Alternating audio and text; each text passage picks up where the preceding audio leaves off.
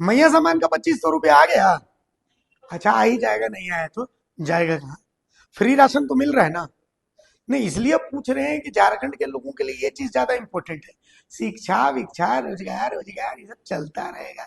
अरे ज्यादा पढ़ गया लिख गया बच्चा तो उससे क्या होगा? आईएएस आईपीएस बन जाएगा तो उससे आपका क्या भला होने वाला है? असल में हम आपको लेके चल रहे हैं गिरिडीह के तीसरी। तीसरी में 2 स्कूल है। स्कूल नहीं है, जहन्नुम है। मतलब ये समझिए कि स्कूल की जो छत है वो छत झड़ रही है, और उस स्कूल में उस झड़ती हुई छत के नीचे बच्चे पढ़ते हैं। वो छत गिर गई तो समझिए कि एक आध बच्चा तो गया तो गंभीर रूप से घायल, या बच्चा मर जाएगा। लेकिन जो सिस्टम, उसको बच्चों के मरने से फर्क नहीं पड़ता, और ना फर्क पड़ता है यहाँ के लोगों को। क्यों?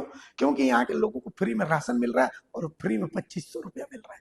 देखिए रिपोर्ट। स्कूल बन गया है खतरनाक, बच्चों के सर पर मंडराते हैं यम, खतरे के बीच पढ़ते हैं बच्चे। ऐसे कैसे पढ़ेंगे बच्चे? ऐसे कैसे पढ़ेंगे बच्चे?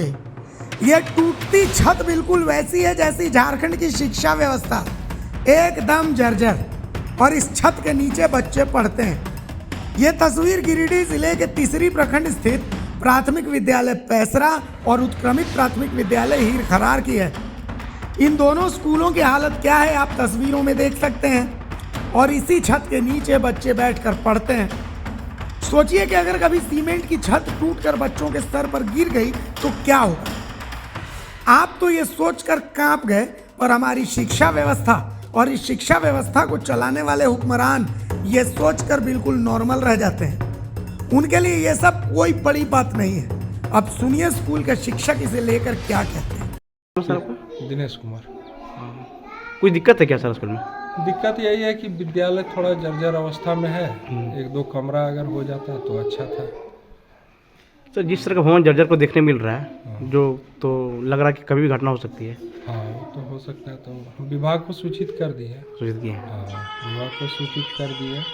और जब तक आएगा वहाँ से तो बोले कि ऊपर से आएगा फंड तो हम करेंगे। और कोई दिक्कत सर स्कूल समस्या कुछ? और वैसा तो क्या है? पानी वगैरह सब ठीक है सर? पानी थोड़ा गर्मी में सूख जाता है चापाकल। तो खाना यहाँ नहीं बनता है क्या सर? खाना बनता है तो यहाँ स्कूल में नहीं बनता है? नहीं, स्कूल में ही बनता है। स्कूल का बिल्डिंग थोड़ा सा जर्जर अवस्था में है, इसी कारण से यहीं बगल वाला रूम में बनाते हैं। और ऐसे बात कुछ नहीं। सर भवन तो पूरा जर्जर हो गया है सर। हाँ, भवन तो जो है बहुत पहले बना हुआ है, और इसके लिए विभाग को हम लिखे हैं, और जो है मृत्युंजय जी बताए हैं कि जो है विद्यालय का जो है मरम्मती के लिए आया हुआ है, तो नाम लिस्ट दिए हैं, लेकिन उसका प्रोसेस क्या अभी तक हमको मालूम नहीं है। 9 प्राथमिक विद्यालय पैसरा से मैं सहायक से बोल रहे हैं। डर नहीं लगता सर इस भवन देख करके कि कभी भी गिर? हाँ, कभी भी घटना घट सकता है बच्चों के बीच, कभी कभी बीच में गिर जाता है। इसलिए विभाग से हमें मांग करते हैं कि इस विद्यालय की मरम्मती की राशि अविलंब स्वीकृत किया जाए। और कोई परेशानी सर स्कूल? और परेशानी यहाँ पर मेन चीज़ है पानी की व्यवस्था। अच्छा। बच्चों को जो है एक चापाकल है, और एक चापाकल से जो है पूरे ग्रामीण लोग भी यूज करते हैं और बच्चे लोग भी यूज करते हैं। इसीलिए पानी की जो है व्यवस्था अविलंब करें। साथ साथ विद्यालय की कैंपस की हम मांग की। इस मामले में बीआरपी से बात की गई तो उन्होंने कहा कि लगभग 1 महीने पहले लिखित आवेदन मिला है। इस आधार पर जिले को रिपोर्ट भेजी गई है। अब जिले से जब फंड आएगा तब इसकी मरम्मत हो पाएगी। कुल मिलाकर सिस्टम अपनी रफ्तार से चलता है। अब छत ढहे या बच्चे मरे, अधिकारी कुछ नहीं कर सकते। और बाकी फ्री का राशन केंद्र सरकार और राज्य फ्री के 2500 रुपए दे ही रहे हैं। जब इनसे फुर्सत मिल जाए तो कभी शिक्षा पर भी आवाम चर्चा करेगी।